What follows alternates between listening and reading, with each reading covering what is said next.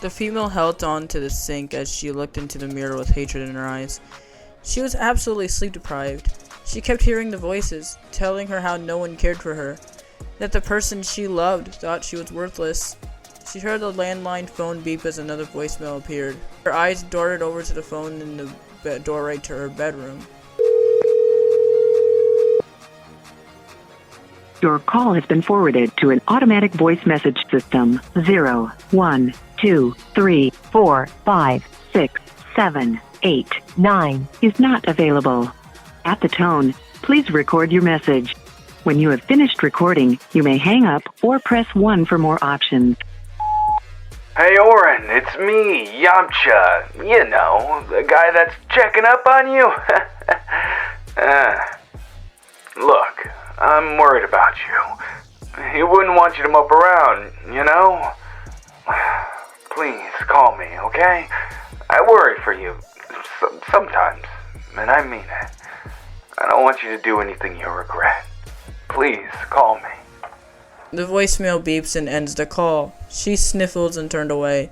She didn't want to. She couldn't believe he would be worried or anyone in their own friend group was. She only felt that they were obligated because he wanted it, not because they truly cared for her well-being. The feelings were like a raging storm in her head, refusing to calm down. She began to feel like she was unable to think straight. The pain she felt was nothing she had ever felt in her entire life. She slid down and held her knees, sobbing.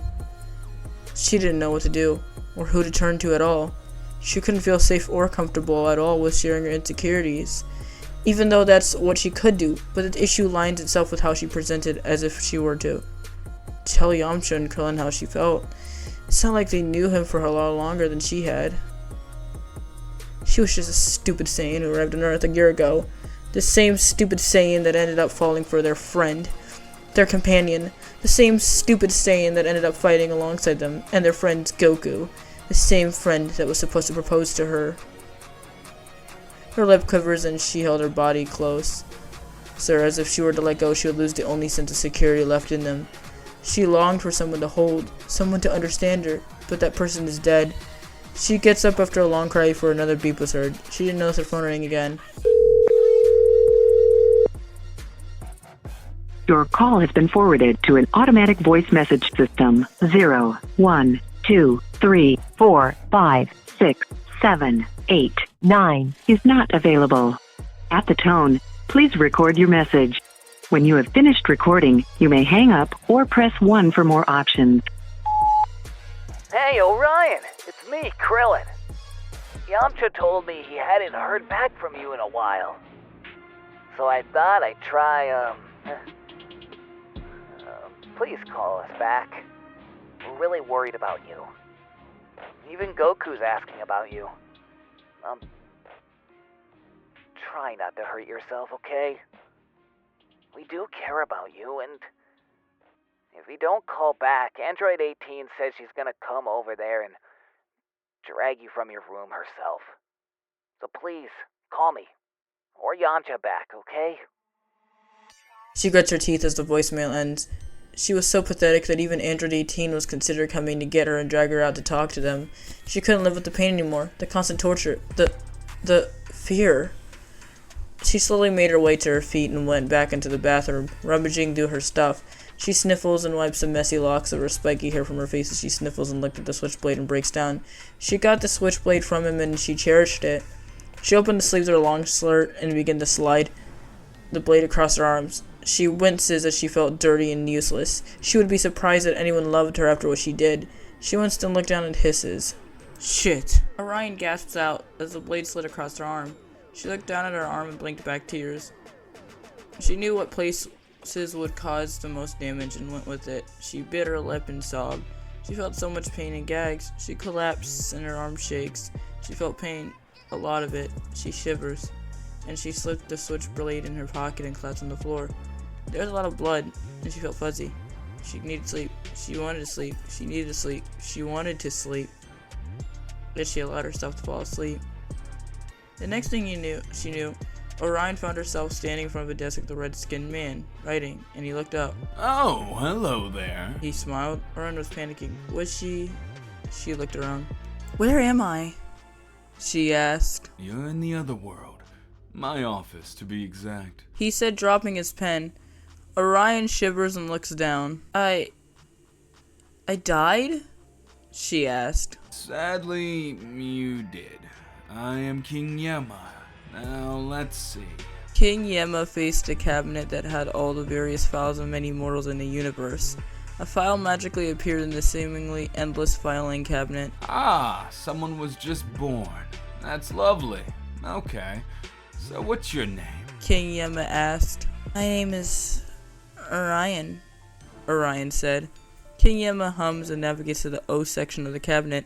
He flipped through the files before ending up at her file. Found it. King Yemma pulled out the file and sat down at the desk, opening her file. He smiled. Orion, princess of all low-class Saiyans that inhabit the planet known as Planet Orion, lived a modest life on the planet from her father, also named Orion. She was the product between a low-class and high-class Saiyan whose parents were due to be killed because of their vastly different ranks. But they prevailed. You, my darling, stood in front of the fearsome Frieza and refused to join them. You lived your life to the fullest, often trying your best before deciding to leave the nest and live on Earth where you met your friends. King Yemma reads. Orion fidgets nervously, knowing what King Yemma is reading. She didn't really like how he was reading about her life. It was painful to think of the past, but she knew what was next. So it says here, you met Goku and his friends, and oh, there's someone special in your life. King Yemma said. Orion slumped in her chair further, hating this very much and wanting to disappear. King Yemma hummed and looked at the paper closely. It was obvious from anyone's point of view that you two actually loved one and the other. From how happy she was, then he died. Things went downhill. I suppose you could say that, Orion began. King Yemma dropped the folder down and clasped his hands on the desk, looking at Orion with pity. I fully reviewed your paper, and, well, He looked down and back up at her. You would have gone to heaven. He started. Wait, would have? Orion shouts. King Yemma placed up a hand to silence her. Well, listen, alright, I'm gonna be honest. You killed yourself, and that counts as murder against yourself. Murder is murder.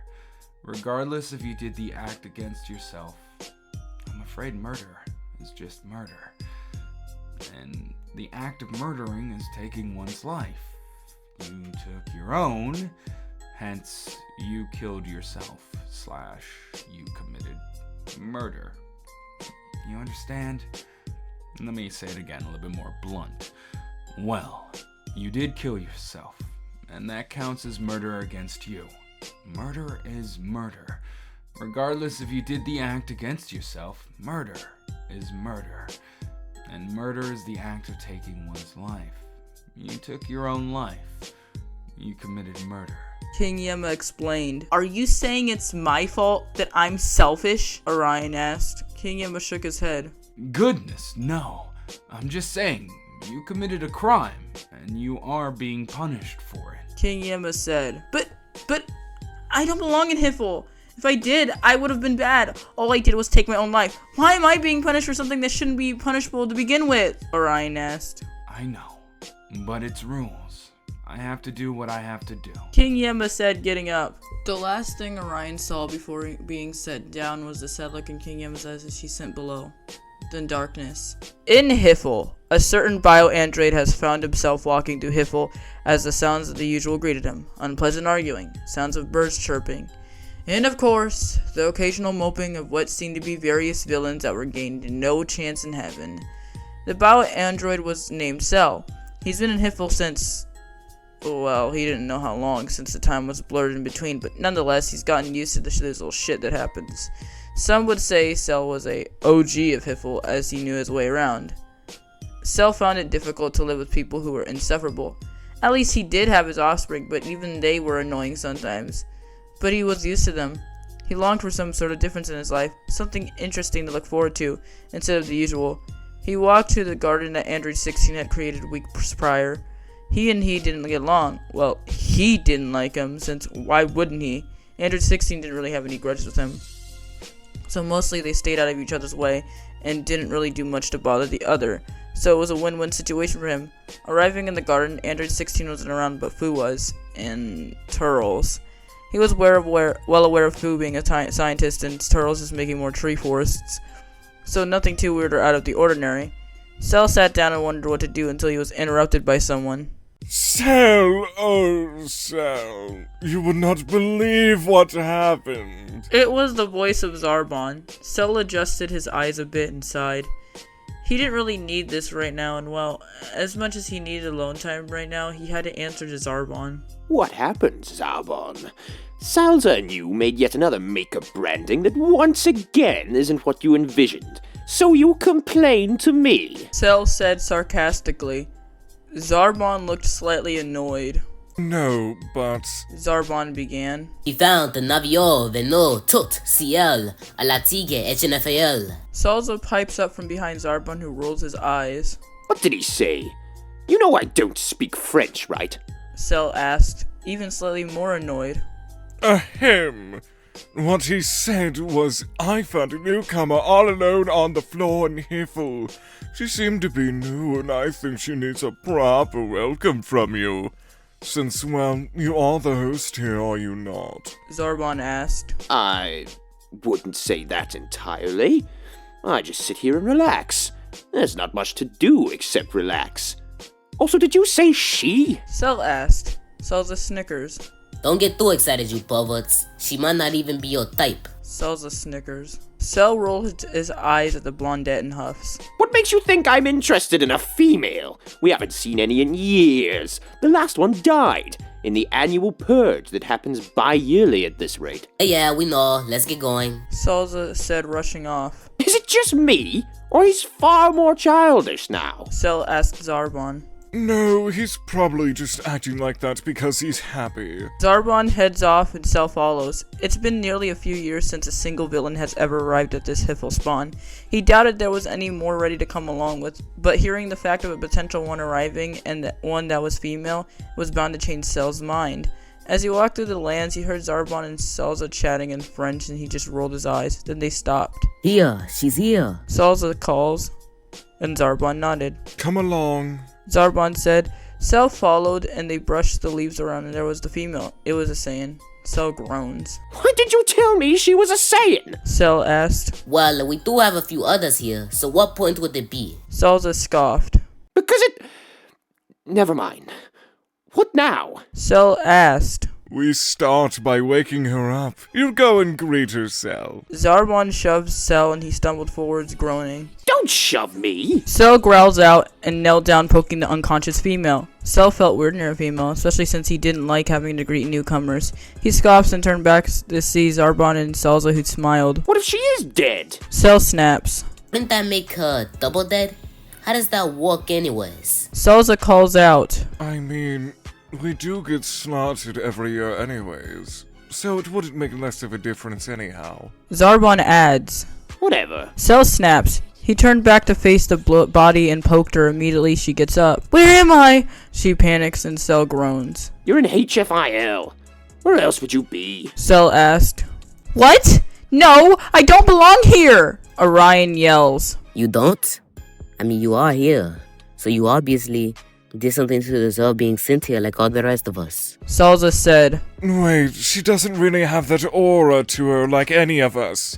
So, in a way, she is right. Zarbon said. How can she not belong here? She's here, right? King Yemma wouldn't make a dumb decision to let a soul enter HFIL if they didn't do anything to warrant being here. Cell crossed his arms. I mean, it's obvious she probably doesn't belong here. Come, we must show you around Hfil. Zarbon grabbed Orion's hand and she yelped. Salza and Zarbon finished their song before painting. So, how was the introduction to HFIL? You like it? Just vos, ame. Salza said. Orion manages a nervous smile. Do you always do this whenever someone new comes down here? Or... Orion asks. Oh no, that's all improv. We do a different song each and every single time. Zarbon said. Oui. It's our way of making the souls more welcomed and at ease with the situation. But enough of that. So we have a full scope of the mansion to do and... Salza began. Actually, we don't have time.